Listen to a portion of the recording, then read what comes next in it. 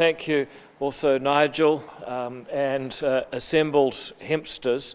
I really admire what people in this industry are trying to do. It's been 25 years. Just to get a little bit of permission in 2006 took a campaign of sorts, but you can see from the products that are being produced that hemp is a very good example of what New Zealand farmers do well. Take a product, add value, and sell it to the world for more than they paid to produce it in the first place. That is simple in some ways, but for people who have actually done it, fiendishly difficult and complicated. In a lot of ways, what they do is the story of New Zealand. We are a people from every corner of the earth and all walks of life, but we all manage to get on because we have something in common. If you're a New Zealander, I know that you or your ancestors travelled further to give your kids a better tomorrow than anyone else on the planet. And you can see this by looking at the map. We really are further than anyone else. It shows that we are pioneers, we are adventurers, and there is a sense of adventure and pioneering in building a new industry, especially when it's one that has been subject to a bit of prejudice. And I have to admit that when I first heard of this, I thought, man, this sounds like reefer madness, until I started looking into what these people do, and I realized it's a really exciting growth industry. Then we looked at the regulations. The idea that any hemp crop has to be licensed may have made sense at a certain point in time, but today it makes no sense at all. The government remains committed to preventing the growth of marijuana, but a hemp crop is the last place that you would want to grow it for two reasons. One, it attracts a whole lot of attention from the authorities, and two, the biology of it is that a hemp crop will actually destroy the genetics of a marijuana crop, removing the THC content and destroying the value that people who do want to grow marijuana were trying to get. Interesting facts that you learn. I'm very grateful to have the job that I do. Therefore, it made no sense to have a licensing system for hemp that treated it as though it's an illicit drug. It is not. And so we have removed that licensing criteria. So long as the THC content is 1% or less, the same rules as in Australia, you can grow it with the only requirement being to notify the police that you are growing it. You don't have to wait 6 weeks for a license to come through when the weather and the crop conditions are changing and you need to be nimble on your feet. And that's a reality that some people here have faced, that they're out there working the land, building value, innovating and producing, and then they have to go and wait for this licensing, and then sometimes they get unusual criteria, like it can't be visible from the road, or you have to grow a hedge around it so people can't see it, or you just get a long delay, or you can't sell it into the medicinal cannabis market because they like to use it as feedstock for their product. There's been all these constraints on hemp that just make no sense, when what we really want is a pioneering spirit so that people can grow, innovate and create good paying jobs in our country. So I'm very pleased to be here to say those licensing criteria, they're gone. If it's under 1% THC, you can grow hemp with notification only, and I look forward to seeing how these creative and adventurous entrepreneurs will find ways to grow more hemp, add more value and produce better jobs and a more interesting life here in New Zealand, which is what it's all about. We've done some preliminary economic modelling, and the estimate is that the value to the economy of removing these rules is about $7 million in the first 10 years. But that's the beginning of what we anticipate will be a takeoff. In 20 years, the value is $40 million. And it's a very good example of how removing silly rules is actually a win-win. There's no cost to anyone. We're actually removing cost. And by freeing people to do what they do best, the value produced for everyone, including the people in the industry, but actually the wider New Zealand economy and everyone who benefits from it, continues to grow to the tune of $40 million for removing some silly rules, which has cost us almost nothing to do. That, I think, is a very good example of why we need a ministry for regulation, a ministry that is there with the sole purpose of searching and destroying bad rules, I think, is an idea whose time has come, and it's starting to stack up the wins. Removing silly rules, one strip of red tape at a time. As I say, when it comes to red tape, one strip away a day keeps the bureaucrats away. Happy to take any questions or on this topic first, and then if there's media that want to ask me about anything else, I'm always happy to answer. But for now, thank you to everyone for being here, and what a good day for innovation. So, any of these hemp products take your fancy?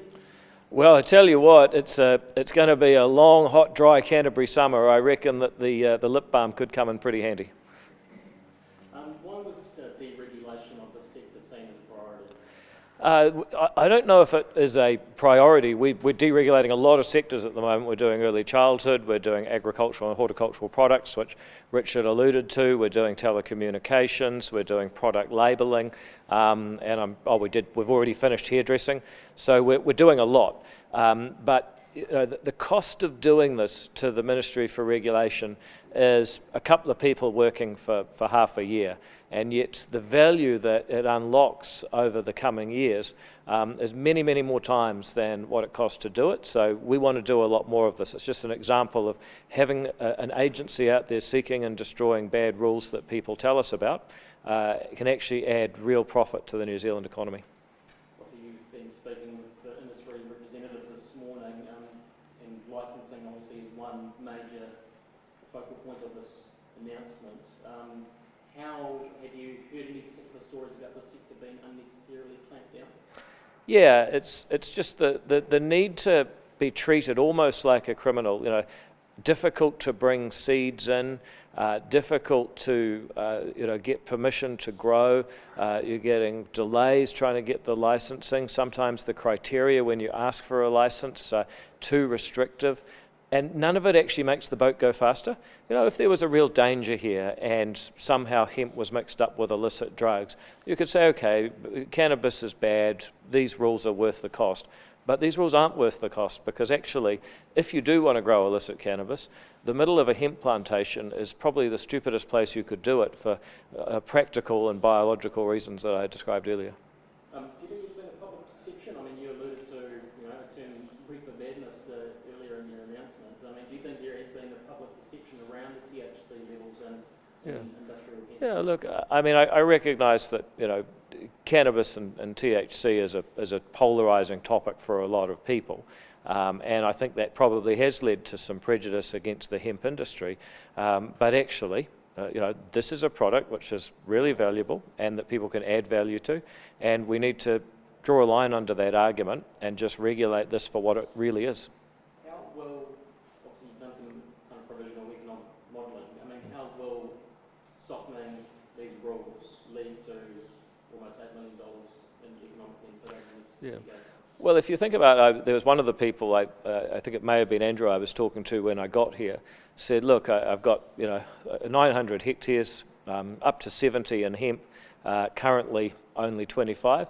If you get to a decision point where you say, look, I've got to choose a crop, I've got to plant now, the season won't wait, and if I have to do hemp, it may be 6 weeks to get a license in order to do it, then you plant a crop that's less valuable than you otherwise would have, and these guys miss out on getting seeds they could otherwise have processed.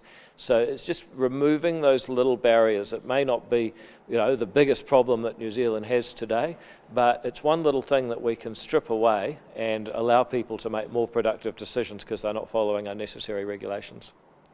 Just going to take a detour if it's Yeah. So just on the school lunch situation at Waiata Community Campus, obviously Food Safety have delivered a report clearing the provider. I suppose your overall response to that?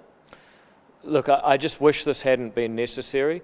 If everyone had just kept a cool head, no one had run off to the media, we'd gone through the proper process putting child safety number 1 and child education number 2, then this report would have been issued and no one would have heard much about it. Unfortunately, Food Safety NZ heard through the media rather than from the school that this was happening. I think that was the wrong approach, but I'm ready to move on from this. I mean, overall, do you feel this program has reached your expectations? Well, the Healthy School Lunch program is almost half the cost of Labor's program, and the number of meals that get rejected or sent back every day is the same as Labor's program. So I would say half the cost, same quality. It's actually a triumph. If only every part of the government was producing the same quality for half the cost, we'd be in clover. So you feel the school lunch program this year has been a triumph? Yeah, I do, because we're getting the same results for half the price, and that's something that I think has been missed. I acknowledge that there were serious challenges in term one because a subcontractor basically went bankrupt and stopped supplying the lunches, and that was a real crisis. But we actually fixed it really quickly, and we haven't had any problems since then, other than those that, you know, maybe if people had just hung back for a moment, we would have found weren't actually a problem. Do the blame solely lies with the school in the most recent case? Look, I'm not here to blame people. I'm here to move forward, but I would just say I feel for the students at that school. This shouldn't have been made a major drama and a beat-up. The focus should have been, number one, were they in any danger? Was there a food safety issue? There wasn't. In the end, there were no students ill as a result, so that needed to be resolved. And second of all, the students' education should be the second priority after their safety. Instead, we've had 2 weeks now of talking about 20 lunches when there wasn't actually an issue. Yeah. Perhaps bring it back on track for the reason you've been here. Sure. It's a great opportunity, and I appreciate that's an important subject Sure. for us youngsters. Yeah. And without saying full regulation details, background obviously is we're one of the major seed producers to supply the growers that then go through the food chain. Can you tell us a little bit how the protection of isolation and seed purity and genetic purity is going to be addressed in the new regulations? Well, we'd regard that as a commercial responsibility. So we've got this 1% THC requirement, but in terms of quality and genetics, we're no longer going to stipulate that you have to have specific varieties. We're going to say, look, the innovation, what you import, how you use it, that's up to you. That becomes a commercial decision rather than something that we're going to be regulating and licensing. Okay, so that will also lead the industry to have to self-regulate on isolation distances between cultivars. I think there's wind pollinated up to 8 kilometres of movement, hence actually why perhaps the cannabis industry doesn't always like us. Yes. It's really important for us to ensure that regulations help us maintain high quality genetics for the growers because, as we say, rubbish in, rubbish out, it's really important to keep that. So Yeah. forward to hopefully the regulations assisting self-regulating. Yeah, I mean, I guess, I'm probably at the edge of my agricultural knowledge, but most crops in New Zealand face similar challenges without a licensing regime. So I'm quite confident that that can be worked through because the many other varieties of plants that drive agriculture across the country manage to navigate it, but it's a fair challenge. With this announcement, would the government be open to initiatives which support farmers who want to transition from other crops to hemp? Well, we believe that that's a commercial decision.